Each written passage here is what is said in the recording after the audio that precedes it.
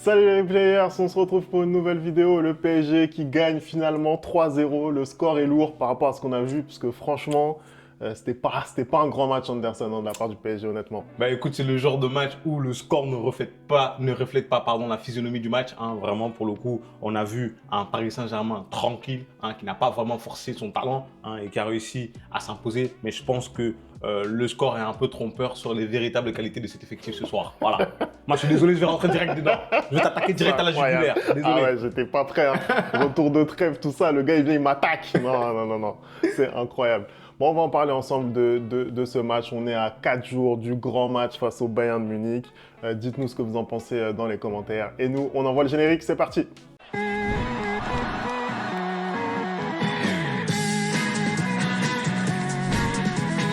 Allez, on commence tout de suite ce débrief. On est content de vous retrouver après la trêve internationale. On retrouve le championnat. On va bientôt retrouver la Ligue des Champions sur la chaîne. Je sais pas si c'est une bonne idée, Femi. Vu nos clubs, je sais pas si c'est une Vu bonne ce qui idée. se passe en ce moment là, c'est dur, c'est dur. On va souffrir, je pense, cet hiver. Mais bon, bref, en tout cas, ce soir, il y avait le PSG qui faisait son retour au Parc des Princes face à une bonne équipe de Toulouse. Ça a été un score au final fleuve 3-0, mais ce qu'on a vu sur le terrain Anderson, ça ne reflète pas forcément le score. Bah exactement, moi je pense que, comme je l'ai dit en intro, ce score est beaucoup trop lourd pour la prestation qu'ont livré les Toulousains, même si je suis un tout petit peu déçu. On rappelle quand même qu'on est sur une équipe qui avait gagné ses 3 derniers matchs en Ligue 1, c'est pas simple, et je pensais qu'ils allaient mettre un peu plus d'adversité face à ce Paris Saint-Germain là, parce que pour le coup j'ai trouvé Paris était vraiment en gestion et préparait déjà son match de mardi contre le Bayern. J'ai trouvé que Paris justement avait été très très bon en première mi-temps, notamment ils ont dominé sans vraiment subir ne serait-ce qu'une seule action dans cette première mi-temps là. J'ai trouvé que Warren Zaïre-Emery notamment avait été excellent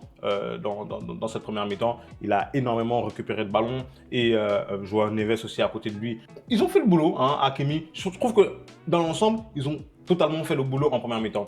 Bizarrement, en deuxième mi-temps où je les ai trouvés un peu moins bons, c'est là où ils marquent le plus de buts. Parce que j'ai trouvé qu'en deuxième mi-temps, ils sont revenus et trottiner un peu, mais c'est aussi parce que l'équipe en face ne proposait pas grand-chose dans la première partie de la deuxième mi-temps. À partir de l'heure du jeu, Toulouse a commencé à sortir, ils ont commencé à avoir des occasions et je pense que s'ils avaient mieux négocié certaines occasions, ils auraient pu marquer, notamment Franck Magri qui oublie un peu son coéquipier au deuxième poteau, parce que je ne comprends pas comment Safonov fait pour faire ce double arrêt-là, parce que s'il lève la tête et il transmet au deuxième poteau, il y a but et il y a aussi... En voyant le ralenti, je vois que c'était pas si évident. C'est pas si évident en effet. Et il y a aussi cette grosse occasion ratée sur le ballon perdu par Zaïre Emery. Les cages étaient totalement vides. Donc je trouve que Toulouse n'a pas vraiment profité des occasions qu'ils auraient pu leur permettre de revenir à un partout. En tout cas, Paris a géré son match, mais je ne suis pas vraiment satisfait de ce que j'ai vu ce soir, parce que quand tu sais l'échéance qui arrive mardi, il aurait dû avoir de l'intensité. J'ai trouvé que notamment que les avant-centres ne se sont pas vraiment mis en avant ce soir, que ce soit Barcola, que ce soit Dembélé et Asensio, j'en parle même pas. Ouais, n'en parle pas. Donc voilà, donc je suis un peu, voilà, je vais reprendre l'expression d'un de mes poètes favoris, je suis mi-figue, mi-raisin. Voilà. Je suis mi-figue, mi-raisin sur la prestation parisienne, voilà. Bon, Anderson, tu as dit pas mal de choses. En vrai, je suis d'accord avec l'analyse que tu as livrée, mais si je reviens un petit peu déjà sur le contexte, tu as parlé du fait qu'il y avait un match très important qui arrivait. Il y a eu aussi une trêve internationale avec beaucoup de joueurs sollicités, notamment côté parisien. Après, il y a eu des choix qui ont été faits de la part de Luis Enrique dans cette composition d'équipe, notamment le fait de titulariser Désiré Doué dans un 4-3-3 où justement Désiré Doué était plutôt en pointe haute, voilà, où il occupait justement cette position de milieu de terrain avec Joao Neves, avec Warren Zaïre-Emery. Et donc justement, il y a eu aussi la titularisation de Yoran Zag sur le côté gauche notamment. Sinon après pour le reste, on est quasiment sur une équipe type. Safonov également, Safonov dans la cage, titularisé. C'était une équipe qu'on pouvait attendre de la part du PSG avant un match comme celui du Bayern, parce qu'il fallait apporter à la fois un petit peu de sang neuf et redonner aussi des minutes à des joueurs qui n'avaient pas forcément beaucoup joué, comme Barcola, comme Dembélé, qui est resté sur le flanc pendant 2 semaines. Et ce que j'ai vu durant le match, globalement, m'a pas emballé, je vais pas te mentir. Et je suis sur ma faim, tu vois ce que je veux dire. J'essaye vraiment de considérer un petit peu le contexte, etc. C'est jamais facile, on le sait, de jouer après une trêve internationale. En plus, face à Toulouse, je rappelle que l'an passé, on n'a pas su gagner un seul match face à cette équipe de Toulouse. Bah, ils vous ont battu 3-1, le dernier match de Kylian notamment. Voilà, c'était le dernier match de Kylian. Il y a eu aussi le premier match de Kylian l'année passée après qu'on l'ait sorti du loft où on n'a pas su gagner également. Donc c'est une équipe qui ne nous réussit pas forcément et tu l'as dit, ils étaient sur une bonne série. Donc voilà, tout était un petit peu réuni pour que ça soit un match un petit peu piège et au final, je pense que on est tombé un peu dans ce faux rythme où il n'y avait pas grand-chose. Je trouve qu'on n'a même pas énormément généré, tu vois, par rapport à ce que ça peut être d'habitude, parce que c'est vrai qu'habituellement, on est un petit peu plus dans le manque d'efficacité. Aujourd'hui, on n'a quasiment rien vu et ça me permet de rebondir sur ce que tu disais au niveau de notre attaque. On a souffert. Barcola, il était vraiment dans le dur aujourd'hui. Ousmane Dembélé, je trouve qu'il a bien démarré. Et que derrière, c'était là aussi un peu plus compliqué. Bah, ça m'a fait penser d'ailleurs à sa citation dans The Bridge où il disait que dès le début du match, tu sais si ça va être un bon match ou pas. Alors que là, aujourd'hui, on voit dans ses premières touches de balle, tu sens qu'il va faire un grand match et finalement, bah non. Ouais, voilà, donc Ousmane, arrête avec les proverbes. Et donc effectivement, voilà, il sort au bout de 70 minutes dans un match vraiment terne de sa part, mais globalement, l'attaque parisienne, je l'ai trouvé assez terne au final.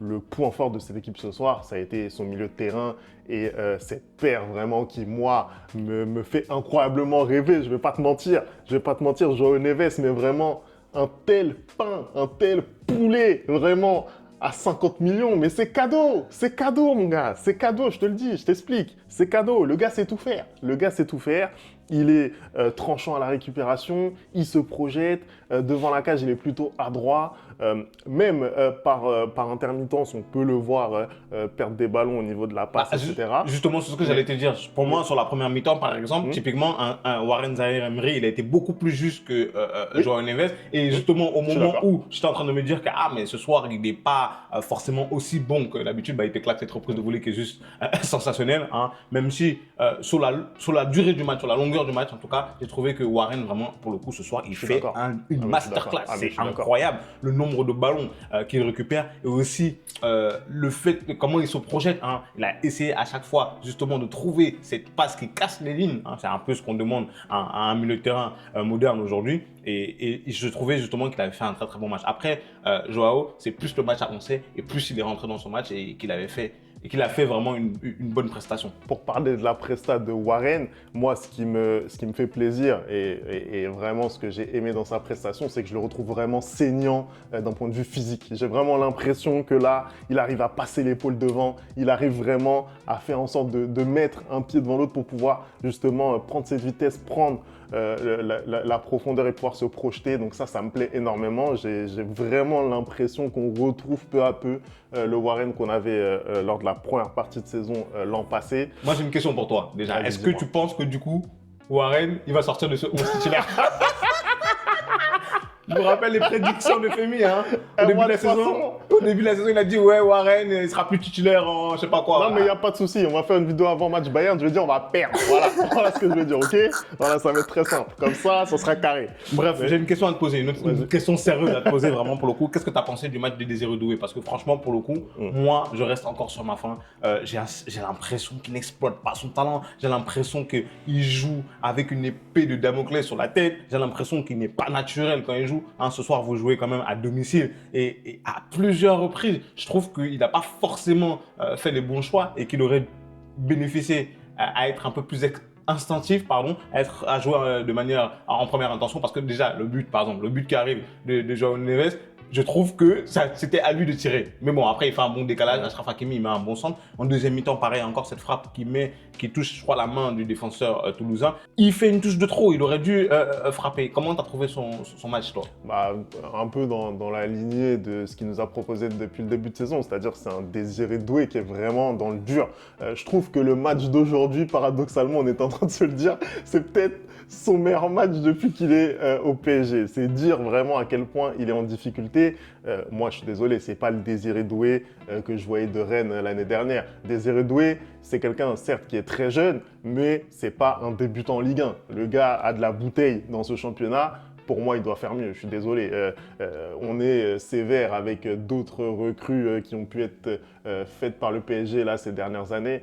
Désiré Doué, au moins en Ligue 1, il doit proposer autre chose. Tu vois ce que je veux dire? On voit par exemple que Barcola, il a un petit peu plus de mal à passer le cap Ligue des Champions. Soit, tu vois, c'est un jeune joueur. Il donne vraiment quand même satisfaction depuis qu'il est au PSG. Mais pour Désiré Doué, ça fait plusieurs mois maintenant que la saison a commencé. Et il a vraiment du mal à s'imposer. Ce que je comprends de la part de Désiré Doué, il y aurait peut-être un problème au niveau du positionnement, c'est-à-dire que Après, ce soir, il était au milieu de terrain. Bah, en fait, justement, il a un peu de mal à trouver ses repères. On l'avait vu sur le côté droit, notamment quand le PSG s'est déplacé à Arsenal. On le voit parfois ailier gauche à la place de Barcola. Ce soir, tu l'as dit, on l'a vu au milieu du terrain. Peut-être que justement au niveau de ce positionnement, il a un peu de mal à trouver ses repères, mais pour moi, ce n'est pas une excuse encore une fois. Il est dans une équipe dominante du championnat, c'est un joueur offensif, c'est un joueur qui doit percuter. On ne le voit même pas percuter, on l'avait vu 2 mois avant avec l'équipe de France Espoir, au JO, percuter à chaque fois qu'il est rentré. Et là, même quand il va en Espoir, il est mauvais, tu vois ce que je veux dire? Donc il y a vraiment un souci pour moi, pour Désiré Doué. Je comprends pas, honnêtement, je comprends pas ce qui se passe. J'espère qu'il va vraiment arriver à trouver la solution pour les prochains matchs, mais pour le moment, je suis un petit peu inquiet. Anderson, si tu me permets, moi j'aimerais parler de la charnière. Pourquoi? Parce que la charnière, c'est une charnière de gens qui sont bannis. Tu vois ce que je veux dire? C'est une charnière, vraiment, on n'en veut plus.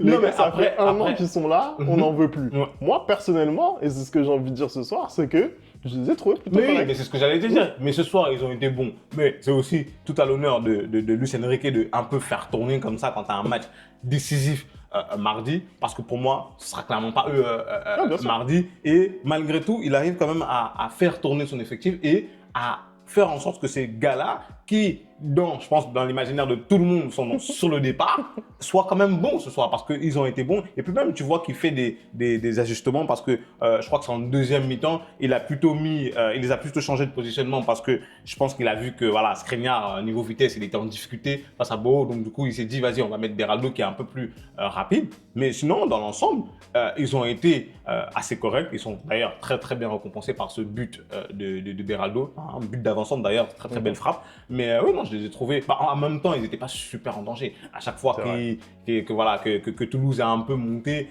ils ont eu les ajustements corrects. Ils se sont bien placés et ils ont récupéré ce ballon très très rapidement. Moi, la question que j'ai envie de te poser, par contre, T'as beaucoup de questions de temps. Moi, j'ai beaucoup de questions. Moi, j'ai des interrogations là.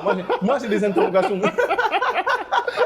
Moi, j'ai une interrogation. C'est que est-ce que tu penses que le match de ce soir te permet d'avoir des indications quant à la manière dont vous allez aborder le match face au Bayern Munich mardi? Absolument pas, absolument pas. Là, ce match-là, la seule chose qui était préoccupante à mes yeux, c'était de prendre les 3 points. Je ne vais pas te mentir, il y avait Monaco qui venait juste de gagner, de fort belle manière en plus. Il fallait faire de même. Et dans ces matchs-là, encore une fois, qui sont coincés entre un match de Ligue des Champions et une trêve internationale, la seule chose qui compte, c'est de prendre les 3 points. En plus, tu n'es pas forcément avec ton équipe type. Voilà, tu fais un petit peu de tournée, tu arrives à garder quand même un niveau de performance qui est correct. Pour moi, il n'y avait que ça qui comptait.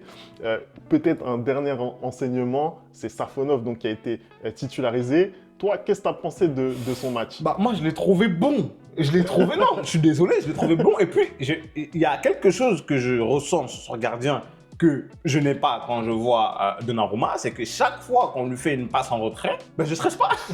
Je ne stresse pas parce que je ne me dis pas, il va y avoir une boulette, parce que son jeu au pied, je trouve qu'il est très très bon. Et sur sa ligne aussi, je trouve qu'il est bon. À chaque fois qu'il doit faire une intervention, Ben, il est plutôt juste. Maintenant, je ne sais pas comment il pourrait être dans des matchs comme ça, justement, contre le Bayern, parce qu'il n'en a pas beaucoup joué. Je pense que c'est le cap, peut-être, c'est là où on doit le tester en Ligue des Champions, peut-être face à une grosse équipe et voir c'est quoi son niveau. Mais aujourd'hui, je ne pense pas que dans la tête de Luis Enrique, il y a un débat quant à son gardien titulaire. Tu vois, je pense que Safonov, c'est un bon remplaçant, mais je pense que pour Luis Enrique, ça reste Donnarumma. Après, aujourd'hui, Donnarumma aussi à un très très bon niveau.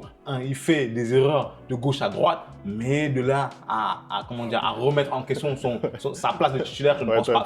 Toi, tu dis ça parce que t'es pas supporter parisien. Parce que frérot, quand tu vois tourner des compilations de 10 minutes sur les erreurs de Donnarumma, non, je veux pas te dire des erreurs ici et là. Je t'en supplie, dis pas des erreurs ici et là. Mais effectivement, pour revenir sur Safonov, je comprends ce que tu dis, c'est-à-dire que il dégage beaucoup plus d'assurance, tu vois. Après, sur le jeu au pied, notamment aujourd'hui, il y a quand même 2-3 approximations, c'est pas foufou, mais c'est vrai que il fait quand même beaucoup plus sûr de lui, ça c'est clair et net. Et ça c'est important. En plus, il y a cette double parade à la fin, notamment devant Franck Magri. Bon, après, c'est pas non plus un truc de ouf, hein. Je suis désolé, Franck lui tire dessus à chaque fois. Non, faut la faire, la parade. Après, pour revenir aussi sur Donnarumma, on rappelle qu'il n'a pas joué le match de l'Italie face à l'équipe de France. Donc il est un petit peu souffrant, à voir s'il pourra tenir sa place face au Bayern. Mais effectivement, Safonov, je pense qu'il mériterait d'être testé sur un match à fort enjeu. On l'a pas vu. Écoute, j'ai pas envie de le voir, le Safonov versus Harry Kane. J'ai pas envie de le voir. Écoute, il faut peut-être lui laisser sa chance. Je ne sais pas si le match là, tout de suite contre le Bayern, c'est vraiment le match. Peut-être que face à un adversaire, je ne sais pas, comme Salzbourg, comme Stuttgart, peut-être que tu pourras te permettre. Mais en tout cas, je pense qu'à un moment donné, il va falloir lui laisser sa chance. Parce que moi, j'ai vraiment de grosses réserves sur Donnarumma. Je ne vais pas te mentir. Quand je vois qu'on se précipite dans le board parisien pour lui accorder une prolongation jusqu'en 2029, je suis vraiment très inquiet. Après, bon, voilà, c'est un gardien quand même qui, je pense, a une cote sur le marché. Il garde une bonne valeur marchande, pourquoi pas, tu vois, tu le vends assez cher, pourquoi pas, mais bon, en tout cas, moi, je suis pas convaincu. Dites-nous, vous, ce que vous en pensez dans les commentaires. On va s'arrêter là, je pense qu'on a fait, le tour. Merci d'avoir regardé cette vidéo. On n'oublie pas les bonnes habitudes, @le replay foot. Et nous, on se retrouve très vite pour une nouvelle vidéo. Ciao.